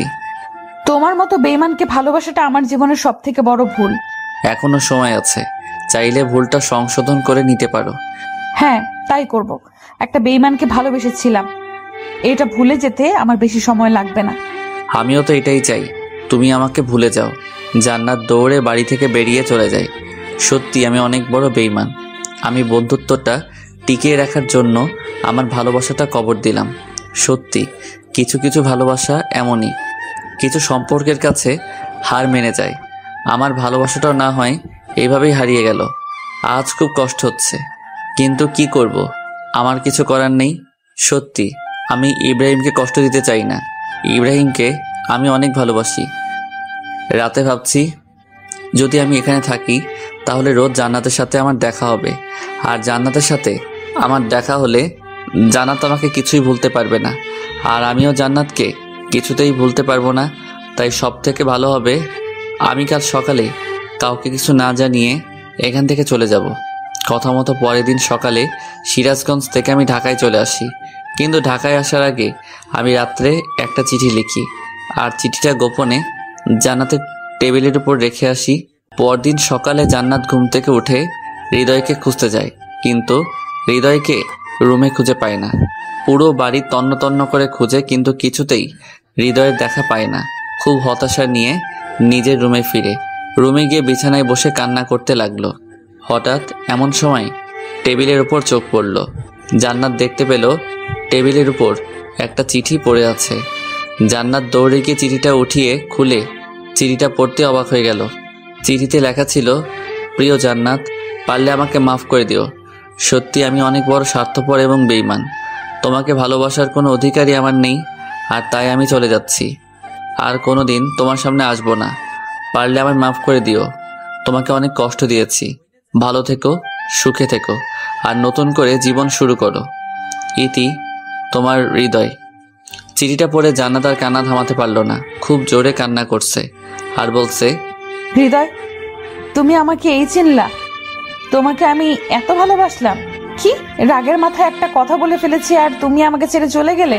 তুমি ভাবলে কিভাবে তোমাকে ছাড়া আমি বাঁচবো? আমি তোমাকে ছাড়া বাঁচতে পারবো না, তুমি জানো না? কেন তুমি আমাকে ছেড়ে গেলে? প্লিজ ফিরে আসো হৃদয়। খুব কান্না করছে আর বলছে, পাগলটার কি দোষ বলেন? সত্যি যে দুজন দুজনকে অনেক ভালোবাসে, কিন্তু নিয়তির কাছে তাদের ভালোবাসা হেরে যাচ্ছে। জান্নাত হৃদয়ের এভাবে ছেড়ে যাওয়াটা কিছুতেই মেনে নিতে পারছিল না, আর তাই জান্নাত অনেকগুলো ঘুমের ওষুধ একসাথে খেয়ে ফেলে। জান্নাতের অবস্থা খুবই খারাপ। বাসায় জান্নাতের পাগলামি ব্যাপারটা বুঝতে পেরে সবাই তাড়াতাড়ি করে হাসপাতালে নিয়ে যায়। জান্নাত এখন অপারেশন থিয়েটারে আছে। ডাক্তাররা জান্নাতের চিকিৎসা করছে। অনেকক্ষণ চিকিৎসা করার পর ডাক্তার অপারেশন থিয়েটার থেকে বেরিয়ে বাসার সবাইকে বলল, পেশেন্টের অবস্থা অনেকটা খারাপ। স্টোমাক ওয়াশ করা হয়েছে, এখন বাকিটা আল্লাহর উপর। কি বলছেন ডাক্তার? আমার মেয়েটাকে যে করেই হোক সুস্থ করে তুলতে হবে ডাক্তার। দেখেন, আমি আমার বেস্টটা ট্রাই করব, কিন্তু বাকিটা আল্লাহর হাতে। আপনারা সবাই আল্লাহর উপর ভরসা রাখুন। এটা বলে ডাক্তার চলে যায়। এদিকে বাসার সবাই প্রচুর কান্না শুরু করে। সবার অনেক আদরের মেয়ে জান্নাত। এবার ছোট মেয়েটা অনেক চঞ্চল, তাই সবাই জান্নাতকে অনেক ভালোবাসে। জান্নাত এখন আইসিইউতে রাখা আছে। 3 ঘন্টা পর আইসিইউ থেকে একটা নার্স বেরিয়ে সকলের উদ্দেশ্যে বলে, আপনাদের মধ্যে হৃদয়কে? কেন, কি হয়েছে? পেশেন্ট বারবার হৃদয়ের নামটা বলছে। যদি পারেন হৃদয়কে একবার রুমে পাঠিয়ে দিন, নয়তো পেশেন্ট সুস্থ হয়ে উঠতে পারে। ঠিক আছে নার্স, আমরা চেষ্টা করব। ইব্রাহিম মনে মনে ভাবছে, মা বাবাকে এখন আমি কি জবাব দিব বল? মা বাবাকে আমি কিভাবে বলবো যে আজ জান্নাতের এই অবস্থার জন্য হৃদয় দায়ী? আজ আমার বোনটা হৃদয়কে ভালোবেসে বলে এই অবস্থা হয়েছে। মা বাবাকে উল্টাপাল্টা কিছু বলে ইব্রাহিম ম্যানেজ করে নেয়। তারপর ইব্রাহিম হৃদয়কে অনেক ফোন করে, কিন্তু লাইনে পায় না। কারণ হৃদয় ইব্রাহিমের কথা রাখতে গিয়ে নিজের ভালোবাসাটাকে বিসর্জন দিয়ে নিজেকে একা করে নিয়েছে। জান্নাত ছেলেটার সাথে কোনোভাবে যোগাযোগ করতে না পারে, তার জন্য হৃদয় তার সব যোগাযোগের মাধ্যম বন্ধ করে দেয়। এর ফলে ইব্রাহিম কিছুতেই আর হৃদয়ের সাথে যোগাযোগ করতে পারে না। এইভাবে বেরিয়ে যায় অনেকটা সময়।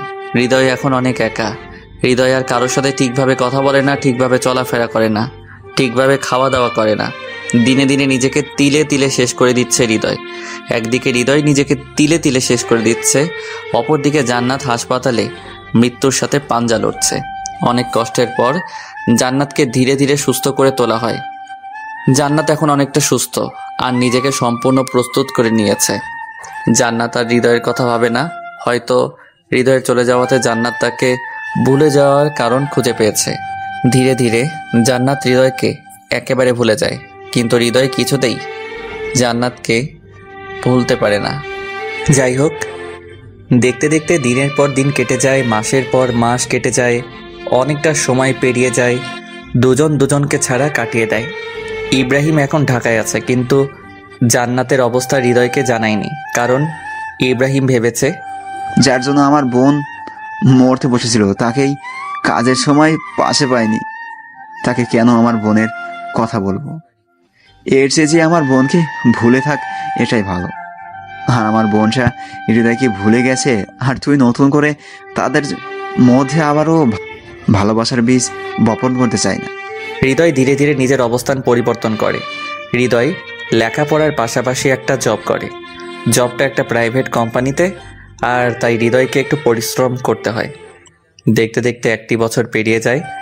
জান্নাতের সাথে হৃদয় আর কোনো যোগাযোগ হয় না। একদিন অফিস শেষে হৃদয় বাসায় ফিরে ফ্রেশ হতে যাবে, হঠাৎ এমন সময় তার ফোনটা বেজে উঠল। হ্যালো হৃদয়, তুই কোথায় আছিস? ইব্রাহিম অনেকটা আতঙ্কিত কণ্ঠে বলল। তখন আমি অনেক ভয় পেয়ে যাই ইব্রাহিমের এমন কণ্ঠ শুনে। কি হয়েছে দোস্ত, তোর কণ্ঠটা এমন লাগছে কেন? এরপর হৃদয় যা শুনতে পায় সেটা শোনার জন্য হৃদয় মোটেও প্রস্তুত ছিল না। কি বলছিস তুই যাতা? দোস্ত, এখন আমি কি করব? আমার বোনটা যে আর সমাজে মুখ দেখাতে পারবে না দোস্ত। এটা শুনে হৃদয় বাসা থেকে এক দৌড়ে বেরিয়ে গাড়ি ধরে সিরাজগঞ্জ চলে যায়। সিরাজগঞ্জ গিয়ে সোজা হাসপাতালে চলে যায়। হাসপাতালে গিয়ে দেখতে পায় জান্নাত একটা বেডে শুয়ে আছে। তার পাশে চাচা চাচি দাদা দাদি বসে আছে আর কান্না করছে। আমি কি বলবো বুঝতে পারছি না। সত্যি আমার অনেক কষ্ট হচ্ছে। আমি ভাবতেও পারিনি আমার জান্নাতের সাথে এমনটা হবে। আপনারা ভাবছেন জান্নাতের সাথে কি হয়েছে, তাই তো? আজ জান্নাতের গ্যাং রেপ হয়। হ্যাঁ, আপনারা যা শুনেছেন সত্য। সত্যি আজ জান্নাতের সতীত্ব নষ্ট করে দেয় এলাকার বাজে কিছু ছেলে। হৃদয় জান্নাতের কাছে গিয়ে জান্নাতের হাতে হাত রেখে বলে, এসব কি করে হলো? কি হলো জান্নাত, বলছো না কেন? কি হলো জান্নাত, কিছু বলছো না কেন? আমার সাথে কথা বলবে না? দেখো, আমি অতীতে যা করছি তার জন্য তুমি আমাকে শাস্তি দিও, কিন্তু প্লিজ এখন কথা বলো। জান্নাত কার সাথে কথা বলছে না বাবা? কেন কথা বলছে না চাচা? মেয়েটার সাথে যা হয়ে গেল, এরপর কিভাবে মেয়েটা কথা বলবে? কিভাবে এত কিছু হয়ে গেল আমাকে কেউ বলবে প্লিজ? সুজন আমার হাত ধরে টেনে নিয়ে হাসপাতালে ছাদে চলে যায়। তারপর সুজন বলে, ভাই আমি বলছি কি হয়েছিল। তাড়াতাড়ি বলো কি হয়েছিল। তারপর সুজন হৃদয়কে বলতে লাগলো কিভাবে এত কিছু হলো। আজ জান্নাতের কলেজ বন্ধ ছিল, তাই আমি জান্নাতকে জোর করে আমার স্কুলে নিয়ে যেতে চাইছিলাম। আর তাই জান্নাতের বুকে নিয়ে আমি স্কুলের উদ্দেশ্যে রওনা দিই। মাঝ রাস্তায় যেতে দেখি কিছু বখাটে ছেলে রাস্তার পাশে বসে আছে। ছেলেগুলোকে দেখে বোঝা যাচ্ছিল তারা অনেক খারাপ, অনেক বাজে। তারা অনেক বাজে বাজে কথা বলছিল। তারা বলছিল, ইস মামা কি জিনিস রে। যদি একটা বার ছুঁড়ে পারতাম।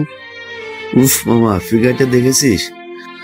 আমার তো মন চাইছে দৌড়ে গিয়ে জড়িয়ে ধরি। এমন আরো অনেক বাজে কথা বলছিল। জান্নাত আপু এগুলো সহ্য করতে না পেরে ওই ছেলেগুলোর কাছে গিয়ে জান্নাত জুতা খুলে একটি ছেলের গায়ে জুতা মারে আর বলে, তোদের ঘরে মা বোন নেই? জীবনে কোনোদিনও মেয়ে দেখিসনি? মায়ের দুধ খেয়ে বড় হোসনি? মেয়ে দেখলে জিভে জল আসে কেন, কুত্তার বাচ্চা? আপু এমন কথা শুনে ছেলেগুলো হঠাৎ করে বসা থেকে লাফ দিয়ে উঠে জান্নাত আপুকে জোর করে ধরে উঠিয়ে নিয়ে যেতে লাগলো। আমি ওদেরকে অনেক বাধা দিই, কিন্তু আমি অনেক ছোট আর একা, তাই ওদেরকে বাধা দিতে পারিনি। আমাকে ধাক্কা দিয়ে ফেলে দিয়ে জান্নাত আপুকে নিয়ে ওরা চলে যায়। জান্নাত আপু অনেক আকুতি মিনতি করে বলে, আমাকে ছেড়ে দে শয়তানেরা, ভালো হবে না বলে দিচ্ছি। তোদের ভালোই ভালোই বলছি, আমাকে ছেড়ে দে। তোমাকে ছাড়বো তো অবশ্যই শোনা, কিন্তু তার আগে আমাদের কাজটা তো হাসিল করে নেই। জান্নাত আপুকে টানতে টানতে ওই জানোয়ারগুলো নিয়ে যায় আমার চোখের সামনে দিয়ে। আমি কিছুই করতে পারিনি। তারপর জান্নাত আপুকে একটি রুমের মধ্যে নিয়ে যায় আর তারা সবাই মিলে মিম আপুর উপর ঝাঁপিয়ে পড়ে। মিম আপুকে ওরা জানোয়ারের মতো ছিঁড়ে খায়। কথাগুলো বলতে বলতে সুজনের চোখ দিয়ে জল গড়িয়ে পড়ছিল। টপ টপ করে কথাগুলো শুনে আমার শরীরের লোমগুলো খাড়া হয়ে গেল। আমি নিজেকে কন্ট্রোল করতে পারছি না। চোখ দিয়ে অঝরে পানি ঝরছে। আমি ছাদ থেকে নেমে জান্নাতের কাছে গেলাম। নিচে এসে দেখি আঙ্কেল আন্টি ইব্রাহিম সবাই চলে এসেছে। সবাইকে একটু সাইড করে আমি জান্নাতের পাশে গিয়ে বসে জান্নাতের 2 হাত ধরলাম আর বললাম, সত্যি তোমার সাথে অনেক খারাপ হয়েছে। আমি কোনোদিন ভাবতেও পারিনি তোমার সাথে এমন কিছু হবে। প্লিজ নিজেকে ছোট করে দেখো না। তুমি সুস্থ হয়ে ওঠো তাড়াতাড়ি। ওই জানোয়ারদের শাস্তির ব্যবস্থা করব। ওরা অনেক খারাপ, ওদের সাথে আমরা পেরে উঠবো না। চাচা কোনো চিন্তা করবেন না, আমি আছি। আমি সবকিছু দেখে নেব। তুমি ওদের সম্পর্কে কিছু জানো না। এইসব জানোয়ারদের সম্পর্কে আমি কিছু জানতেও চাই না। আমি আইনের সাহায্য নিয়ে ওদের শাস্তির ব্যবস্থা করব। কিন্তু পুলিশ? কোনো কিন্তু না চাচা, আমি সব কিছু দেখে নেব। ইব্রাহিম, তুই আমার সাথে চল। তাই বলে আমি ইব্রাহিম আর সুজনকে নিয়ে থানাতে চলে গেলাম। থানায় গিয়ে ওই জানোয়ারদের নামে কেস ফাইল করলাম। পুলিশগুলো আমায় বারবার বলছিল, আপনি যাদের নামে কেস করেছেন তারা কে জানেন? তাদের সম্পর্কে আমার জানার কোনো ইচ্ছা নেই। আমি শুধু এইটুকু চাই, আসামিদের সঠিক শাস্তির ব্যবস্থা করা হোক। এখন তো এসব কথা বলতেছেন, কিন্তু আবার একটু পর এসে মতলব বদলাবেন না তো? দেখেন দারোগা সাহেব, আমি যা করি ভেবে চিন্তে করি, আর আমি আমার কথা থেকে একটু নড়চড় হব না। আদালতে ঠিক প্রমাণ পেশ করতে পারবেন তো? অবশ্যই পারবো। আচ্ছা, তাহলে আমরা কেসটা নিচ্ছি। ঠিক আছে দারোগা সাহেব, আর হ্যাঁ, যত তাড়াতাড়ি সম্ভব আপনি আসামিদের গ্রেফতার করবেন। ঠিক আছে, আপনারা এখন আসুন। ওকে দারোগা সাহেব। তারপর থানা থেকে চলে আসি। হাসপাতালে আসতে সবাই আমাকে ধরে বলে, এমনি মেয়েটার এই অবস্থা, সবার সামনে মাথা উঁচু করে বাঁচতে পারে না, আবার তুমি যা শুরু করলে হৃদয়। দেখেন আঙ্কেল, আমি যা করছি একদম ঠিক করছি। আচ্ছা, এখানে জান্নাতের দোষটা কোথায় আমাকে বলবেন? জান্নাত কি নিজের ইচ্ছায় ধর্ষিত হয়েছে? কি ব্যাপার, চুপ করে আছেন কেন? জবাব দিন। আমাদের সমাজে সব থেকে বড় সমস্যা কি জানেন? আমাদের সমাজে যে মেয়েগুলো ধর্ষিত হয়, আমরা তাদেরকে ছোট করে দেখি, আমরা তাদেরকে খারাপ বলি। আর যে জানোয়ারগুলো মেয়েদের সাথে এমন খারাপ কাজ করে তাদেরকে বাহবা দিই। যেখানে আমাদের মেয়েটিকে মেন্টালি সাপোর্ট দেওয়ার কথা, সেখানে আমরা মেয়েটিকে ছোট করে দেখি, মেয়েটিকে আমরা অপমান করি। আমরা ধর্ষিত মেয়েদের সমাজের বোঝা মনে করি। আচ্ছা, মেয়েরা কি ইচ্ছা করে ধর্ষিত হয়? মেয়েরা কি চায় তাদের সব থেকে মূল্যবান সম্পদ কেউ এইভাবে কেড়ে নিক?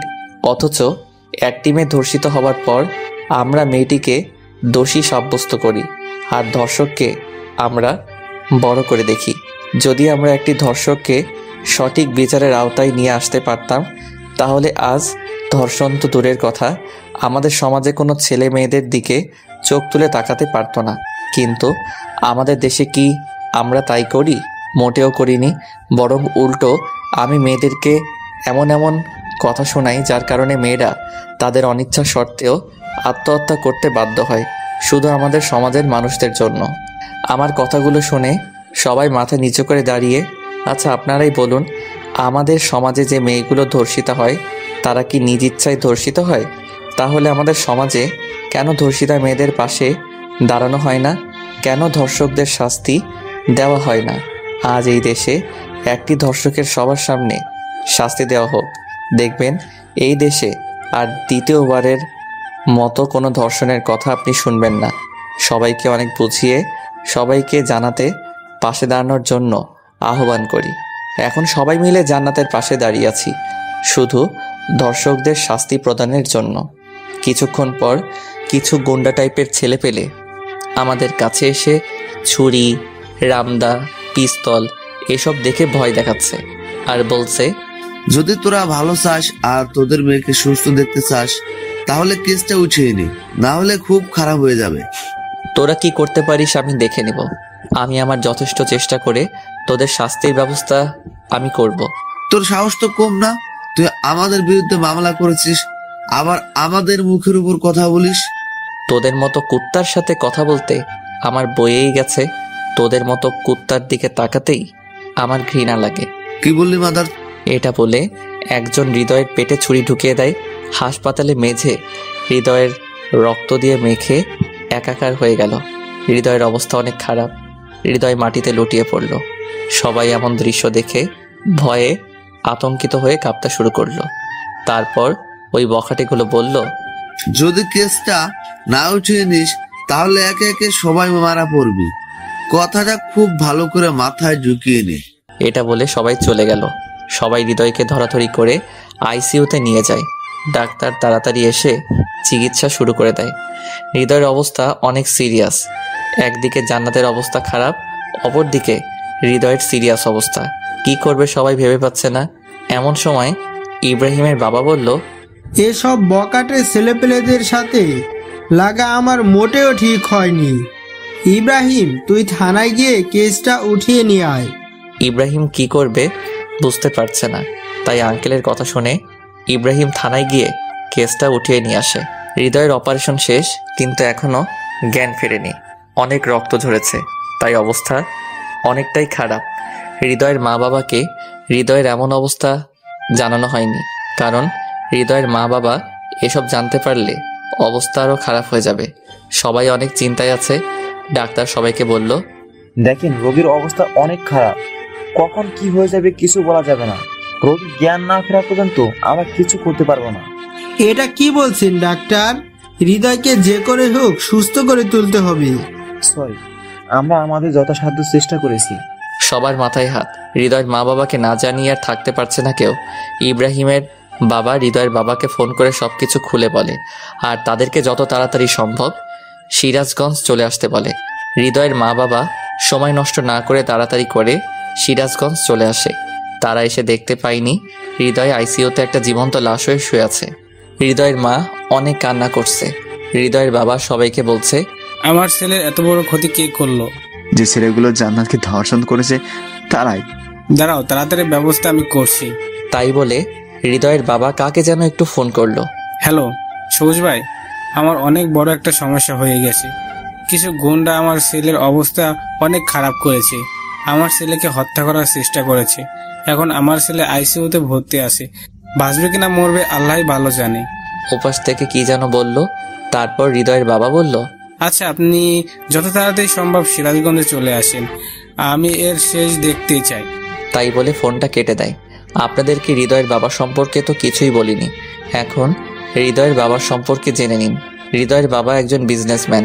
ব্যবসার কাজে অনেক বড় বড় লোকজনের সাথে উঠা বসা করে। সমাজের সকল লোকের সাথেই তার ভালো সম্পর্ক। এখন যাকে ফোন করলো সে হচ্ছে ঢাকার একটি গ্যাং লিডার। হৃদয়ের বাবার বিভিন্ন কাজের জন্য সবার সাথে সম্পর্ক রাখতে হয়, তাই এই লোকটির সাথে ওর সম্পর্ক আছে। কয়েক ঘন্টা পর ওই লোকগুলোর সিরাজগঞ্জ এসে পৌঁছায়। তারপর লোকজনদের বকাটে ছেলে পেলে ডিটেলস বলা হয়। তারপর লোকগুলো সেই বকাটে ছেলে পেলে উদ্দেশ্যে রওনা দেয়। অনেকক্ষণ পরই লোকগুলো রাত 8টার দিকে সবার মাঝে ফিরে আসে আর বলে, শহীদুল সাহেব, আমাদের কাজ শেষ। কাল সকালে সবাই সব দেখতে পারবে। আমাদের কাজটা শেষ, আমরা তাহলে আসি। এবার দেখা হবে, ভালো থাকবেন, আর আশা করি আপনার ছেলে খুব তাড়াতাড়ি সুস্থ হয়ে উঠবে। ঠিক আছে সবুজ ভাই, আপনাকে অসংখ্য ধন্যবাদ। তারপর লোকগুলো চলে যায়। সবাই শুধু ভাবছে কাল সকালে তাদের জন্য কি অপেক্ষা করছে, কারণ তারা কেউ জানে না বখাটেদের সাথে কি হয়েছে। দেখতে দেখতে সকাল হয়ে গেল। টিভিতে নিউজ হচ্ছে সিরাজগঞ্জ কিছু বখাটে ছেলেদের লাশ পাওয়া গেছে। তাদের লাশগুলো উলঙ্গ অবস্থায়, সবার লিঙ্গ কাটা অবস্থায় একটা গাছে উল্টা করে ঝুলানো ছিল। কে বা কারা এমন ঘটনা ঘটিয়েছে এখন কিছু বলা যাচ্ছে না। শোনা যাচ্ছে এই বখাটেগুলো কাল একটি মেয়েকে ধর্ষণ করে, তারপর তাদের নামে থানায় মামলা করা হলে তারা মামলাকারীর ওপর ঝাঁপিয়ে পড়ে এবং তাকে ধারালো অস্ত্র দিয়ে আহত করে। এখন সে হাসপাতালে আইসিইউতে ভর্তি আছে। সবাই এমন খবর দেখে অনেক হতভম্ব। কাল রাতে যে এত কিছু হয়ে গেছে তারা সবাই ভাবতেও পারেনি। সত্যি ধর্ষকদের শাস্তি এমনই হওয়া উচিত, যাতে করে কেউ দ্বিতীয়বার আর কোনো মেয়ের দিকে চোখ তুলে তাকাতে না পারে। পরের দিন বিকাল 4টায় হৃদয়ের জ্ঞান ফেরে। জ্ঞান ফিরতে সবাই হৃদয়ের কাছে ভিড় জমায়। সবাই অনেক খুশি, কারণ হৃদয়ের জ্ঞান ফিরেছে। হৃদয়ের মা বাবা হৃদয়কে বলে, বাবা তুই কোনো চিন্তা করিস না, তুই তাড়াতাড়ি সুস্থ হয়ে যাবি। বাবা জান্নাতের কি খবর এখন? জান্নাত এখন ভালো আছি, তুই একটু নিজের চিন্তা করো। আর তুই একটা মেয়ের জন্য এত রিস্ক নিতে গেলি কেন? যদি আজ তোর কিছু একটা হয়ে যেত তাহলে আমরা কি নিয়ে বাঁচতাম? মা বাবা, আমার কিছুই হবে না, আমি জানি, কারণ তোমাদের দোয়া সবসময় আমার সাথে আছে। আর জান্নাতকে আমি নিজের থেকে অনেক বেশি ভালোবাসি, তাই ওর জন্য এইটুকু করা আমার কাছে কিছুই না। তুই সত্যি অনেক বড় একটা পাগল। হ্যাঁ, আমি তো পাগলই, শুধু জান্নাতের জন্য। আচ্ছা, ওই বকাটে ছেলেদের কি খবর এখন? পুলিশেরা কি ওদেরকে গ্রেফতার করছে? ওদের অবস্থা শেষ, ওরা আর বেঁচে নেই। কি কি হয়েছে ওদের, আর কিভাবে হয়েছে? তোর ওসব না জানলেও চলবে, এখন তাড়াতাড়ি সুস্থ হয়ে ওঠ, আমরা আর কিছু চাই না। ঠিক আছে বাবা। এখন হাসপাতাল একটি আনন্দমুখর পরিবেশ সৃষ্টি হয়। দেখতে দেখতে কিছুদিন কেটে যায়। হৃদয় এখন অনেকটা সুস্থ হয়ে ওঠে। হৃদয় তার মা বাবাকে জান্নাতকে বিয়ে করবে এমন কথা জানায়। হৃদয়ের বাবা বলে, তুই জান্নাতকে বিয়ে করবি, কিন্তু ও যে এখন সমাজের মুখে খারাপ হয়ে গেছে। জান্নাত যে ধর্ষিতা হয়েছে সেটা নিজের দোষে না, তাকে ধর্ষণ করা হয়েছে। আর সব থেকে বড় কথা হচ্ছে, আমি জান্নাতকে অনেক ভালোবাসি। জান্নাতকে ছাড়া আমি বাঁচব না। আর জান্নাতের জন্য আমি এত কিছু করলাম, কিন্তু শেষে এসে তাকে পাবো না, এটা তো কিছুতেই হতে পারে না। আমি যদি বিয়ে করি তাহলে জান্নাতকেই করব। হৃদয়ের এমন মন্তব্য শুনে তার বাবা আর কিছু বলতে পারল না। হৃদয়ের বাবা জান্নাতের বাবার কাছে বিয়ের প্রস্তাব পাঠালো। সবাই বিয়েতে রাজি হয়ে গেল, কারণ সবাই দেখেছে হৃদয় জান্নাতকে কতটা ভালোবাসে। আজ হৃদয় আর জান্নাতের বিয়ে। খুব ধুমধাম করে বিয়েটা হয়ে গেল। ইব্রাহিম হৃদয়কে বলছে, দোস্ত, আমি ভুল ছিলাম রে, আমাকে মাফ করে দিস।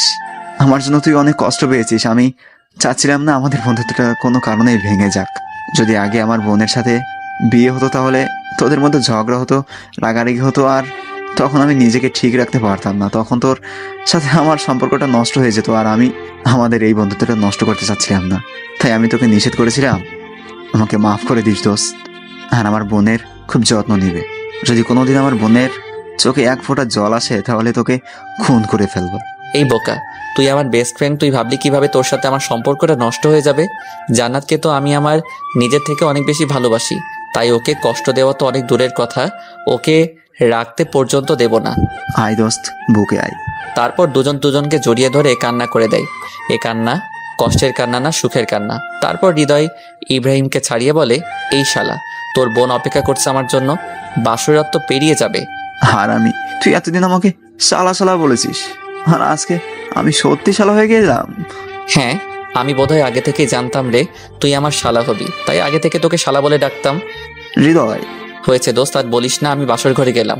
আচ্ছা যা, আর কথাটা মনে রাখিস, আমার বোনের চোখে যদি কোনো জল আসে তাহলে তুই শেষ। ঠিক আছে দোস্ত। তারপর হৃদয় বাসর ঘরে ঢোকে। ঘরের ভেতর ঢুকে দেখে জান্নাত বিছানার উপর ঘোমটা দিয়ে বসে আছে। হৃদয় আজ ঘোমটাটা উঠিয়ে জান্নাতের মুখের দিকে তাকিয়ে আছে। ইস, কি সুন্দর তুমি, সত্যি তোমাকে দেখে চোখ ফেরানো দেয়। তাই বুঝি? তাই তো, না হলে কি আমি তোমার প্রেমে পড়ি? কই, তুমি তো আমাকে না দেখে ভালোবেসেছিলে, তাহলে এখন এই কথা বলছো কিভাবে? রাখছো কেন? আমি তো এটা কথার কথা বললাম। সত্যি আমার বউটাকে একদম পরীর মতো দেখতে লাগছে। জানি সেটা, এখন নতুন কিছু বলো। নতুন করে কি আর বলবো, শুধু একটা কথা জেনে রাখো, আজ থেকে ম্যাচ শুরু। আমি একেবারে ক্রিকেট টিম বানিয়ে তারপর থামবো। কি, তুমি কি আমাকে মেরে ফেলবে? কি বলো জান, তোমাকে মেরে ফেলবো কেন? তাহলে ক্রিকেট টিম বানাতে চাইছো, আমার কষ্ট হবে না? আজ সেসব পরে দেখা যাবে, এখন আজকের ম্যাচটা শুরু করি। যা দুষ্টু। আয় হায়, আমার লজ্জাবতী লতা। তাই বলে জান্নাতকে ধরে ওর ঠোঁটে আমার ঠোঁট লাগিয়ে দেই। এরপর আস্তে আস্তে বাকি কাজ শুরু হয়ে যায় আমাদের ক্রিকেট টিম তৈরি করার জন্য। আপনারা এখন আসতে পারেন, কারণ এখন আমরা যা করতে যাচ্ছি সেসব আপনাদেরকে দেখাতে পারবো না। আপনাদের লজ্জা করে না? আপনারা এখনো আছেন? আপনারা কি চান, আমাদের বাসর দেখবেন? আপনারাও বিয়ে করে বাসর করেন, আপনাদের কি বাধা দিয়েছি? উফ, আর জ্বালাস না তো, গল্প এখানেই শেষ। এখন সবাই বিদায় নেন।